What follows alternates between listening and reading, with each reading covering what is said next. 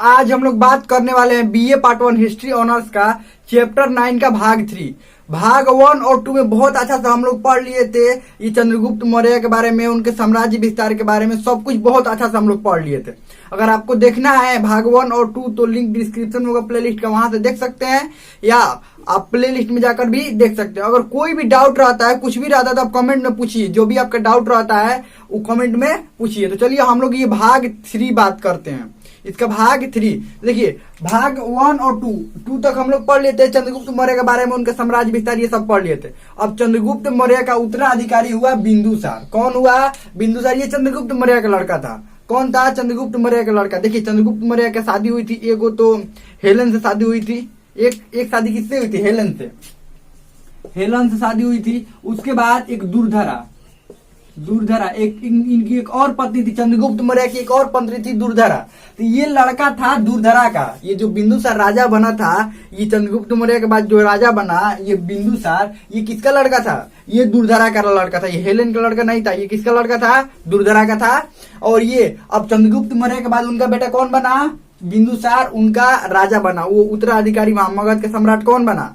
बिंदुसार। अब देखिए चंद्रगुप्त मौर्य, आपको पता है ये अपने जब जीवन का अंतिम उनका समय था, मतलब उम्र बहुत ज्यादा हो गई थी, तो क्या किए थे? वो जैन धर्म अपना लिए थे और वो संन्यास ग्रहण कर लिए थे और राजकाज सब किसको सौंप दिए थे? बिंदुसार को राजकाज सौंप दिए थे। और उन्होंने क्या अपना लिया था? संन्यास अपना लिए थे। बाद में उनकी मृत्यु हो गई थी। तो उनके बाद चंद्रगुप्त मौर्य के बाद कौन राजा बना? बिंदुसार। ध्यान रखिएगा। एगो बिंबिसार भी आता है। तो इससे पहले आप अगर पढ़े होंगे तो हर्यक वंश का शासक था। कौन था? बिंबिसार। और बहुत शक्तिशाली था। वही तो वहीं से तो मगध का उत्कर्ष शुरू हुआ। तो ये था, कौन था? ये बिंदुसार था। ये आजीवक संप्रदाय को मानता था। आजीवक संप्रदाय, आजीवक संप्रदाय को ये मानता था। अब देखिए इसका बिंदुसार नाम क्यों पड़ा? देखिए अब बचपन से इसका कहानी थोड़ा सा समझते हैं। इसका बिंदुसार नाम क्यों पड़ा? वो मगध वाला था। मगध का वो पहले एक सम्राट था, उसका नाम था बिंबिसार। वो हर एक वंश का था। ध्यान रखिएगा, उसमें डबल भी है। ऐसे याद रखिए, उसमें डबल भी है तो बहुत शक्तिशाली था। ये थोड़ा सा कमजोर राजा हुआ, उतना शक्तिशाली उसके जितना नहीं हो पाया। लेकिन ये जो ये बिंदुसार था, ये किसका लड़का था? ये था चंद्रगुप्त मौर्य का लड़का था। देखिए इसका बिंदुसार नाम क्यों पड़ा, पहले ध्यान समझिएगा। बिंदुसार नाम, ये जब बचपन में बात ये था कि इसका जब जन्म हुआ ना, तो इसके सर पर काला टीका था। यहाँ पर काला टीका था। देखिए छोटे बच्चे जो होते हैं उनके सर पर काला टीका यहाँ पर लगाया जाता है। यहाँ पर जैसे भी करके काला टीका, ये काला टीका यहाँ पर क्या किया जाता है? लगाया जाता है। वैसे इसका कोई काला टीका लगाया नहीं किया था। जन्म से ही इसका काला था। यहाँ पर निशान सर पर क्या था? काला का निशान था। इसीलिए इसका नाम क्या पड़ गया? बिंदु था, काला बिंदु था, इसीलिए इसका क्या नाम पड़ गया? बिंदुसार नाम पड़ गया। बस कहानियों में है, ऐसे नहीं, ये कहानियों में है। और इससे ज्यादा जानकारी नहीं, इसके बचपन के बारे में और ज्यादा कुछ जानकारी इससे नहीं मिल पाती है। अब देखिए ये जब बिंदुसार राजा बना था, इसके भी जो प्रधानमंत्री थे, ये प्रधानमंत्री कौन थे? इसके भी प्रधानमंत्री चाणक्य ही थे। कौन थे प्रधानमंत्री इसके शुरू में? कौन थे? चाणक्य ही प्रधानमंत्री थे। चाणक्य ही इसके शुरू में प्रधानमंत्री थे। लेकिन हुआ ये, देखिए अब चाणक्य के नेतृत्व में इसने भी बहुत अपना साम्राज्य विस्तार किया, बहुत सारे राजा ये राज्यों को जीता। लेकिन हुआ ये ना कि इसके दरबार में कुछ ऐसे लोग आ गए थे ना, एंट्री कर गए थे कुछ ऐसे लोग जो स्वार्थी लोग थे और जो लड़ाने का सिर्फ काम जानते। लड़ाने का मतलब दूसरे राज्य से नहीं लड़ाते थे, इन्हें की राज्य से लड़ाकर जितवाते। जीतने वाला लड़ाने वाला नहीं, आपस में लड़ा देते थे। मतलब देखे बहुत सारे लोगों में होंगे ना कि ये एक दूसरे को आपस में लड़ा देते हैं। दो लोगों को आपस में लड़ाने का काम सिर्फ करते हैं। वैसे इसके दरबार में भी वैसे ही लोग घुस गए थे। घुस का बाहरी से नहीं घुसे थे, वही इसी के दरबार में वो लोग थे। तो देखिए हुआ ये कि बिंदुसार और चाणक्य के बीच वो लोग कड़वाहट पैदा कर दिए। क्या किया? कड़वाहट, यानी कि आपस में इनका मतभेद हो गया। कोई बात को लेकर विवाद हुआ और मतभेद हुआ और ये चाणक्य मगध छोड़ दिए, मगध छोड़कर चले गए। इसके बाद इसने क्या किया? प्रधानमंत्री बना दिया राधा गुप्त को। राधा गुप्त को प्रधानमंत्री बना दिया। किसको प्रधानमंत्री बना दिया? राधा गुप्त को इसने क्या किया? प्रधानमंत्री बना दिया। प्रधानमंत्री नियुक्त किसको किया? राधा गुप्त को प्रधानमंत्री बना दिया। चाणक्य ये अब मगध छोड़कर चले गए। तो समझिए चाणक्य जैसे बुद्धिमान आदमी को, ये इसको दिमाग नहीं है कि चाणक्य जैसे बुद्धिमान आदमी को हटा रहा है ये। इसको देखिए बात ये था ना कि दिमाग उस समय इसका भी घूम गया था। क्यों घूम गया था? क्योंकि इसके दरबार में भी ऐसे ऐसे लोग ही आ गए थे कि दिमाग इसको घुमा दिए थे। इसका भी दिमाग घूम गया था। और ये चाणक्य जैसे बुद्धिमान जो थे व्यक्ति, उससे उनसे क्या कर लिया? ये मतभेद हो गया इसका, ये छोड़कर चले गए।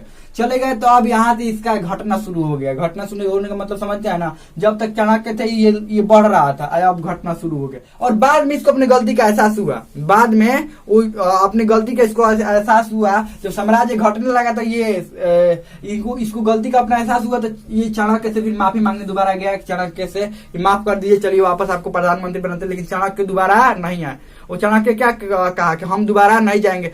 एक बात समझिए, चाणक्य मेन रूप से वो चाणक्य के बात मेन रूप से अच्छा से कौन मानता था? चंद्रगुप्त मौर्य। चंद्रगुप्त मौर्य राजा थे ही नहीं, वो क्या हुए? वो संन्यास ग्रहण कर लिए। तो ये भी सोचे दोबारा कब क्या आना है। ये एक बार जब यहाँ से हट गए तो अब दोबारा क्या आना है? दोबारा ये चाणक्य नहीं है। अब देखिए, लेकिन बिंदुसार भी एक ठीक ठाक ही राजा था, वो ऐसा कोई दिक्कत नहीं था। दिक्कत तो इसमें था ना, ये दरबार के लोगों में दिक्कत था। जो दरबार के लोग इसके दरबार में रहते उनमें दिक्कत था। ये ठीक ठाक राजा था, बहुत सारे राजाओं से इसको मैत्रीपूर्ण संबंध है, मित्रता बहुत सारे राजाओं से इसके ठीक ठाक था, मित्रता ठीक ठाक था। देखिए सीरिया का राजा, ये सीरिया का राजा से इसका बहुत अच्छा मित्रता था। सीरिया का राजा से बहुत अच्छा मित्र, उसका नाम था एंटियोकस। एंटियोकस, उस राजा का नाम था एंटियोकस। और उसने अपना, ये सीरिया का राजा का नाम था एंटियोकस, उसने अपना जो राजदूत भेजा था,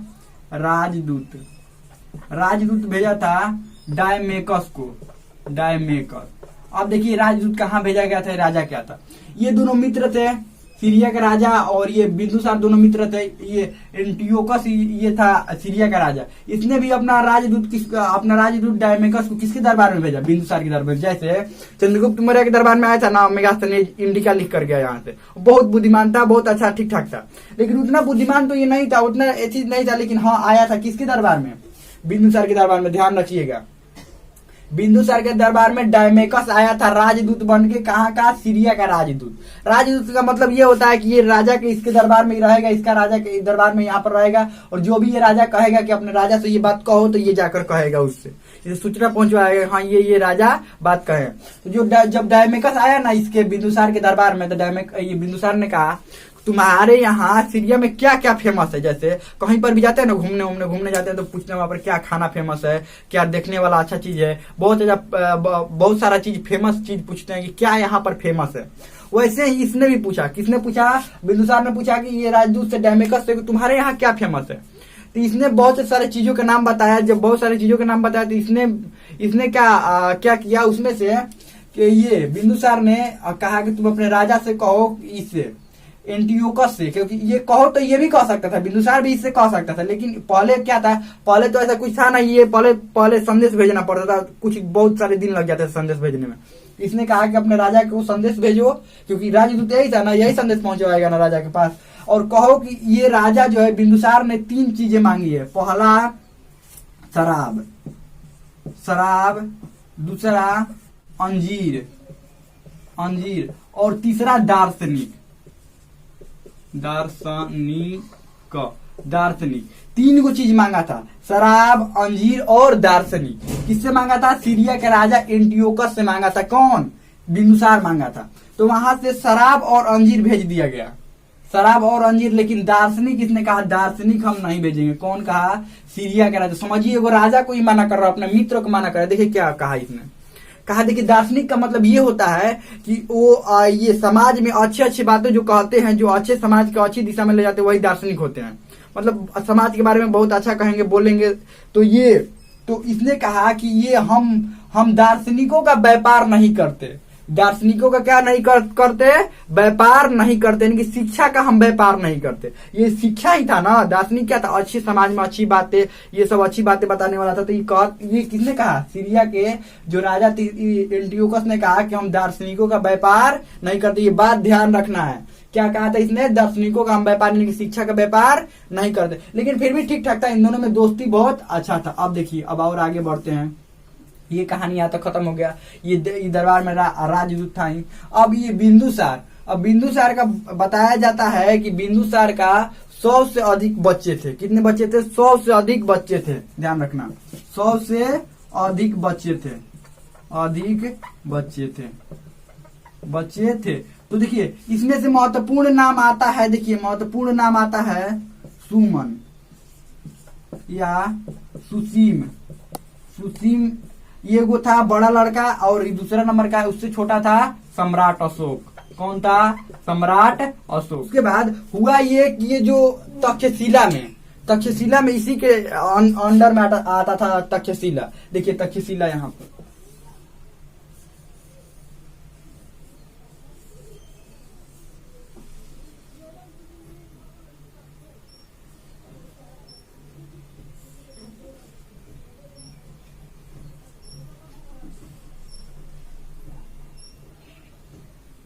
देखिए यहाँ पर तक्षशिला था, तक्षशिला वाला क्षेत्र ये था, ये पूरा तक्षशिला था और ये इतना पूरा क्षेत्र आ जाता था। इस क्षेत्र में, ये पूरा वाला क्षेत्र में हुआ विद्रोह। क्या हुआ? यहाँ पर हो गया विद्रोह यहाँ पर हुआ ना, इसी के मगध के अंतर्गत में ये सब आता था। मगध का आपको पता है, ये सब मगध के अंतर्गत में आता था। ये किसके अंतर्गत में आता था? मगध का अंतर्गत में। ये हुआ यहाँ पर तक्षशिला में विद्रोह हो गया। जब तक्षशिला में विद्रोह हुआ तो बिंदुसार ने किसको भेजा? पहले सुमन को भेजा। सुमन यानी कि सुसीम को भेजा। सुमन सुसीम एक ही नाम है। इसको भेजा कि जाओ देखो क्या हुआ है वहां पर, ये विद्रोह को दबा कर। ये कहते थे ना कि नहीं हम मगध में रहबे नहीं करेंगे। यहाँ के लोग क्या कहते थे कि मगध में हम नहीं रहेंगे, हमको अलग चाहिए, हम अलग रहेंगे। राजा ठीक है रुको इसको भेजते हैं। ये सुसीम गया ना तो इधर से इसको भगा दिए। सभी लोग क्या किए, ये दब ही नहीं पाया, यहाँ का विद्रोह नहीं इससे दब पाया, भाग गया यहाँ से इसको भागना पड़ा। तब बिंदुसार ने किसको भेजा? अशोक को। सम्राट अशोक, सम्राट का भी नहीं नाम पड़ा था, नाम तो सम्राट बाद में न हुआ। ये अशोक को भेजा गया यहाँ पर कि जाओ वहां पर। तो अशोक को तो पता था कि ये बात करने से तो समझने वाले हैं नहीं, क्योंकि बात करने समझते तो ये सुसी में दबा दिया होता ये सब विद्रोह। तो कहा कि अब ये डायरेक्ट जाकर ये पीटना चालू कर दिया। यहाँ पर क्या कर दिया? डायरेक्ट जाकर अब पीटना। अब कुछ बात उतना ही होता है ना कि डायरेक्ट जाकर क्या किया, यहाँ पर पीटना चालू कर दिया। यहाँ के जो लोग थे बहुत, मतलब अपने सैनिकों से पूरा एकदम ऐसा हमला करवाया ना, किसी को बोलने का कुछ मौके नहीं दिया ये। और पूरी तरह से यहाँ का जो विद्रोह है दब गया। क्या हुआ? विद्रोह है ये दब गया। और यहाँ पर ये जम्मू कश्मीर में ये एक श्रीनगर, जम्मू कश्मीर में किसकी स्थापना किया इसने? श्रीनगर का स्थापना किया। किसने स्थापना किया? सम्राट अशोक ने। ध्यान रखिएगा, श्रीनगर का स्थापना किसने किया था? सम्राट अशोक का। ये गया कहाँ से था जी? बिहार से था ना, ये मगध से था ना, ये मगध से था। और जाकर यहाँ पर क्या किया? विद्रोह दबाया। उसके बाद यहाँ पर क्या किया? श्रीनगर की स्थापना की। श्रीनगर की स्थापना किसने किया था? सम्राट अशोक ने। ध्यान रखना। उसके बाद जैसे ही यहाँ पर मगध में वापस लौटा तो ये सबके नजरों में आ गया। मंत्री परिषद जितने भी लोग थे ना, सबके नजरों में आ गया, क्योंकि यहाँ का विद्रोह बहुत बड़ा था। दबाना इतना आसान बात नहीं था। सबके नजरों में आ गया। सबको लगने लगा कि बिंदुसार के बाद राजा कौन बनेगा? अशोक बनेगा। बिंदुसार के बाद राजा कौन बनेगा? अशोक। लेकिन बनेगा कैसे? ये तो दूसरे नंबर का लड़का है ना। पहले तो बड़ा लड़का सुमन है, सुमन से तो कुछ हुआ नहीं। जब ये मामूली सा ये बात नहीं दबा पाया तो कैसे इतना बड़ा साम्राज्य चला पाएगा? ये लोग सोचने लगे, मंत्री सब सोचने लगे। ये प्रधानमंत्री, यहाँ के जो प्रधानमंत्री थे वो भी सोचने लगे कैसे ये चला पाएगा। तो हुआ ये कि अब धीरे धीरे इनका भी उम्र अब खत्म हो रहा था। तो ये अंतिम समय में बीमार रहने लगे। कौन? ये बिंदुसार बीमार रहना। इनका था ना कि सुमन को राजा बनाया जाए। किसको राजा बनाया जाए? सुमन को। क्योंकि बड़ा लड़का तो सुमन था, तो राजा किसको बनाया जाए? सुमन को। लेकिन मंत्री और बहुत सारे वहां के जो सभा के लोग थे उनका मानना था कि राजा किसको बनाया जाए? अशोक को। राजा किसको बनाया जाए? अशोक को। तो हुआ ये कि बीमार जब रहने लगे ना, तो यहाँ का मंत्री, यहाँ का जो ये प्रधानमंत्री था खल्लाटक था प्रधानमंत्री। यहाँ का प्रधानमंत्री कौन बना था? अब ये राजा गुप्त के बाद खल्लाटक बना था। तो खल्लाटक ने क्या किया कि यहाँ इस सुमन को दोबारा तक्षशिला में भेजा। कहा कि जाओ, ये खल्लाटक ने क्या कहा? सुमन को दोबारा तक्षशिला में फिर विद्रोह हुआ है, जाओ वहां पर विद्रोह दबा कर आओ। उस समय तो ऐसा कोई था नहीं कि यहाँ पर मगध में रहते रहते पता चल जाए कि यहाँ पर विद्रोह हुआ है कि नहीं हुआ है। कोई ऐसा साधन था ही नहीं। क्या करना पड़ेगा? जाना तो पड़ेगा ही, तभी ना पता लग पाएगा कि यहाँ पर विद्रोह हुआ है कि क्या हुआ है। तो यहाँ पर क्या हुआ? ये प्रधानमंत्री ने क्या कहा इसको, सुमन को, कि यहाँ पर जाओ विद्रोह हुआ है। तो ये क्या किया? यहाँ से चला गया यहाँ पर तक्षशिला में। अशोक को बुलवा लिया गया मगध में। ये बिंदुसार का अंतिम समय चल रहा था, बस बिंदुसार की मृत्यु हुई और किसको राजा बना दिया गया? अशोक को राजा बना दिया गया। कहाँ का? मगध का सम्राट कौन बन गया? अशोक को राजा। किसने बनाया? खल्लाटक प्रधानमंत्री था और बहुत सारे सभासद इसके तो थे ही समर्थन में, क्योंकि योग्य शासक था, योग्य सब कुछ योग्य था। तो इसको राजा बना दिया गया। जब ये वापस सुमन लौटा तो कहा लो यहाँ पर अब लड़ाई तो होना ही था, अब वापस लौटेगा तो क्या होगा? इसको था कि राजा हम बनेंगे। राजा किसको बना दिया गया? अशोक को राजा बना दिएगा। हो गया लड़ाई। यही लड़ाई नहीं किया और बाकी इसके 199 को, कुल 100 भाई थे ना, तो बाकी 99 को भाइयों ने भी इसका विद्रोह किया। किसका? अशोक का विद्रोह किया।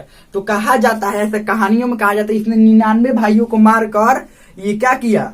राजा बना था। 99 भाइयों का राजा बनने के बाद 99 भाइयों को क्या हुआ था? ये इसको 99 भाइयों से लड़ाई करना पड़ा और 99 भाइयों को क्या कर दिया? ये मार दिया। किसने? अशोक ने 99 भाइयों को मार दिया। उसके बाद राजगद्दी पर कौन बैठा? अशोक। कौन बैठा? अशोक। हमें लगता है कि बहुत अच्छा से ठीक ठाक समझ में आ गया होगा। जो कुछ भी डाउट होगा कमेंट में पूछ सकते हैं। और इसके बाद हम लोग पढ़ेंगे किसके बारे में? अब सम्राट अशोक के बारे में। यहाँ से कहानी चालू होगा किसके बारे में? सम्राट अशोक के बारे में कहानी चालू होगा। हमें लगता है कि बहुत अच्छा समझ में आ गया होगा कि ये सब बहुत अच्छा समझ में आ गया होगा। कोई भी डाउट होगा, कोई भी क्वेश्चन होगा, आप कमेंट में पूछ सकते हैं।